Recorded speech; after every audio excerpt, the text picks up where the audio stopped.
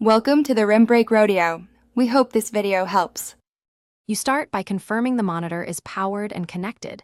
This avoids confusion later. Once done, open Settings, press the Windows key, type Settings, and select System Display. You do this because the display page aggregates resolution, scaling, and orientation. Changing one can affect the others.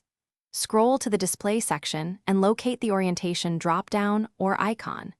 Make sure to identify which screen is active when using multiple displays. Then select the target display before you change orientation.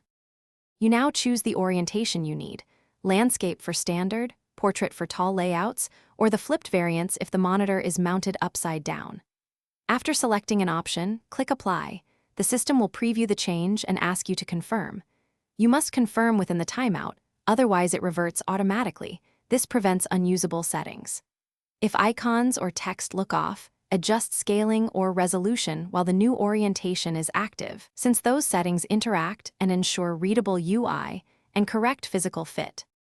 You finish by confirming keep changes and then test common apps to ensure nothing is clipped. Once done, arrange taskbar or docking behavior for the new layout. Some apps remember position versus orientation.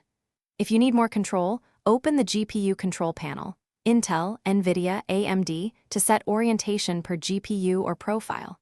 Troubleshooting. If the screen goes black or looks wrong, wait 30 seconds for the preview timeout, check cables, or boot safe mode to revert. That usually restores a usable display so you can retry safely. Thanks for watching. Consider subscribing if we helped you.